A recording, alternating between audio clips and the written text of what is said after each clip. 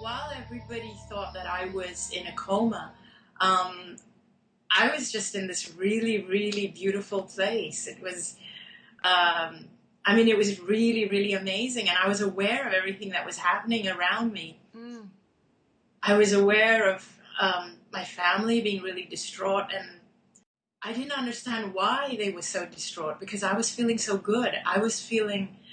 I felt really light, really, really light. And then I felt as though I was like surrounded by what I can only describe as unconditional love. Mm. Um, it's more than that. I mean, even the word love, it just doesn't do justice to it. It's like a feeling like you're home.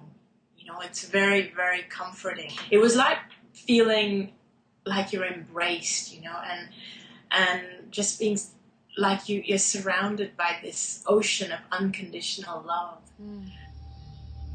And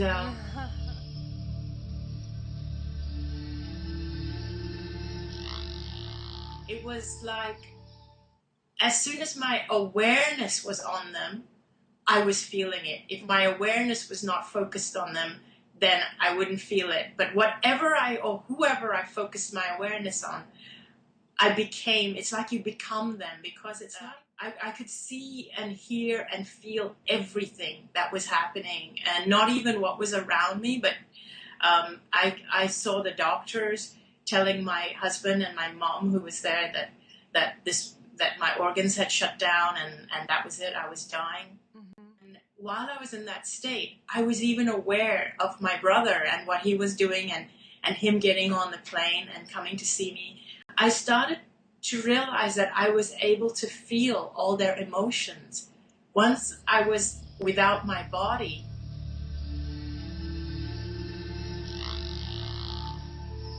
a lot of what happened while I was in that state is quite confusing, because it didn't feel like time runs linear.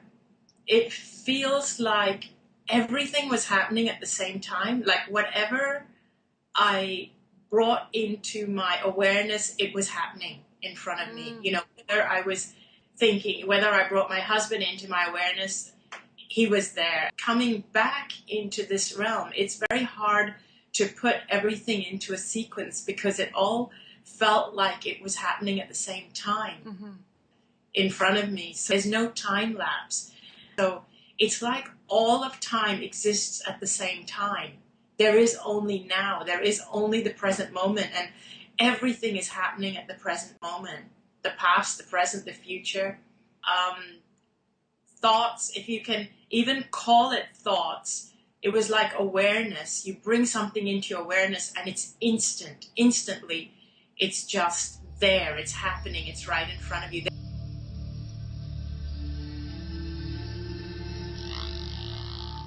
The journey to creating our reality is, to me, is the same as the journey to discovering ourself.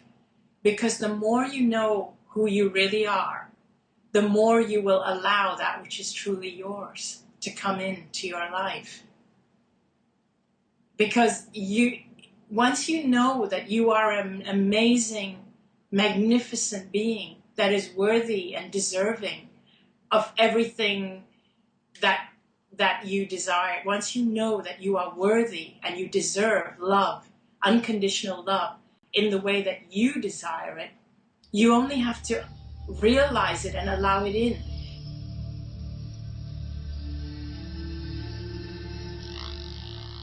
In that state, it was really amazing. It's like we're without our culture, we're without our egos, without our bodies. And I felt nothing but unconditional love from it. I realized that we're not supposed to live a life of fear. We're actually amazing, magnificent beings. And at our core, that's what we are. We are amazing, magnificent, spiritual beings who are supposed to just live our truth and express who we are, and we're not supposed to be afraid to be who we are. We're not supposed to pretend to be something else. And I realized that I'd always been afraid to be who I am.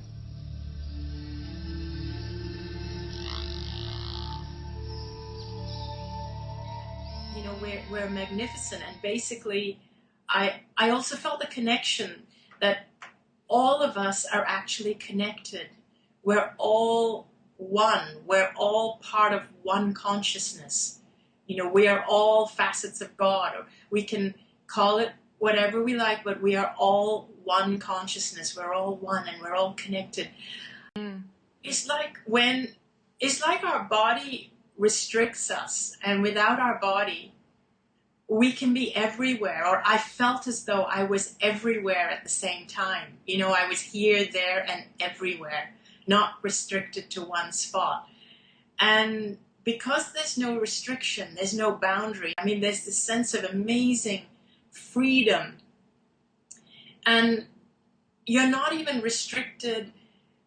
You're not restricted by time, space, boundaries, walls, but you're not even restricted by other people's physical bodies, because the only thing that's real is our emotions. It's love. It's our emotions. It's what we feel. That's the only thing that's real. And that was what I felt from each person, was their emotion. It's like you go beyond the body. So whenever I had my awareness on anyone, it was beyond their physical body. All I felt was their emotion. It was like I was able to feel their emotions, what they were feeling at that time, to an extent. And this carried on, because even after I came out of the coma, the feeling didn't just disappear.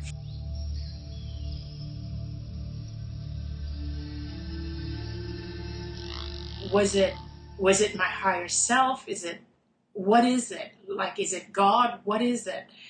And for me, like, these beliefs like that, like, for me, if I use the term God, I can say it was God, but God has no form.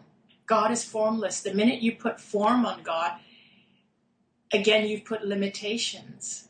There is no such limitation. So I didn't have a complete understanding of what to attribute it to, but I knew that something big had happened. Something really, really huge had happened.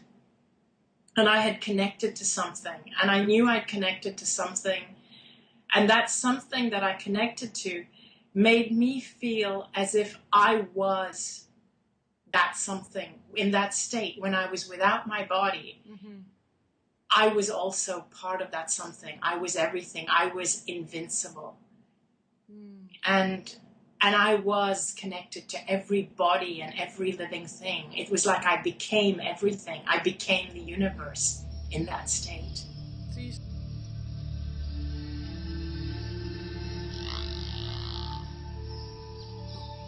And we all do. We all do. We are all it feels as though we are all at the center of the universe. And when we find that place, that center place, when you find that center place of the universe, and that's what to me, meaning getting centered to me means finding your place at the center of the universe. And it's when you find that place that you can start allowing everything that is truly yours to enter into your life.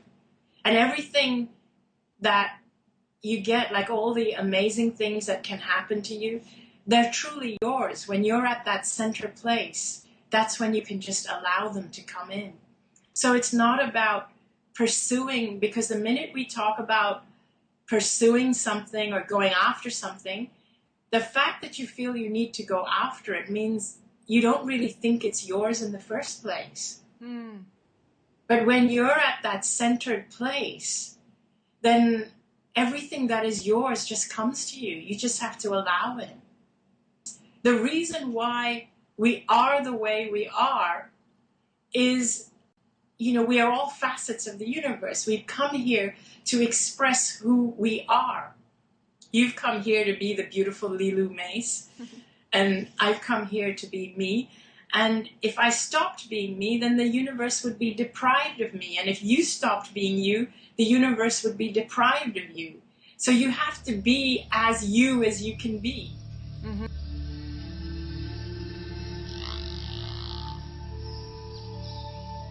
way, that is the way of duality. It's the way that we are in human form. Yes, we all have an ego, and that's just that gives us our individuality. And I think as long as we're expressing through our physical bodies, I don't think that we will escape our egos. So the best thing that we can do is to accept our egos. Mm-hmm. I don't believe in actually trying to overcome our egos, because I think the more we try to suppress our egos, the more our egos will push back.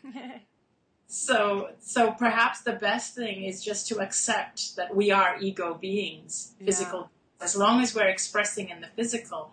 Because this is why even while we're in physical life, we're in duality. We all feel separate from each other because we have bodies, physical bodies, we have egos. And this is why people feel separate, and they compete with each other, they feel fear. This is why we even have crimes, and you have criminals, and our bodies make us feel separate. But without the body, we're not separate.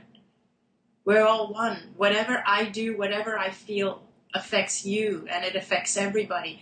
And so in that state, it's very, very heightened, and I could feel everything that every doctor and every nurse was feeling.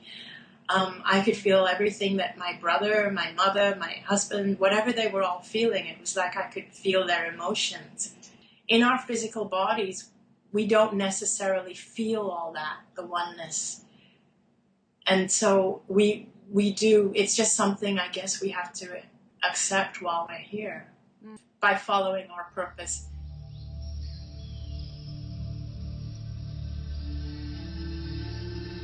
If you think of it this way, at our core, let's say if all of us, at our core, at our soul, at our essence, we're pure. But pure what? We're pure love. What else can you be? At your core, because your core, that is your center. That is your God center. That is where we all come from, and that is where we all go. That is the point at which we are all connected. So what can that be? If it is God, if it is our essence, if it is our soul, if it is our core, what else can it be but pure love? And so when you get in touch with that, if your only purpose is to get in touch with that, when you're in touch with that, and that is who you are being, what else can you be but love? And what else can you do? Yeah, and yet